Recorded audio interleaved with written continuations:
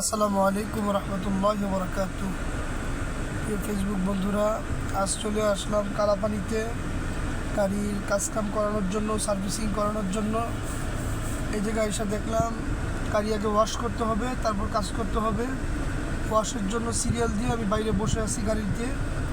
দেখুন তারা লিফটের ধারা গাড়ি কতখানি উঁচা করে ফেলাইছে।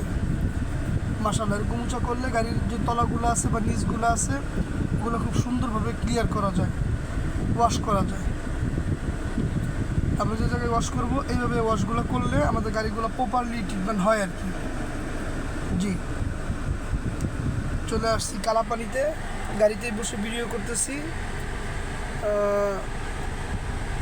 গাড়ি আজকে সার্ভিসিং করাবো ইনশাআল্লাহ।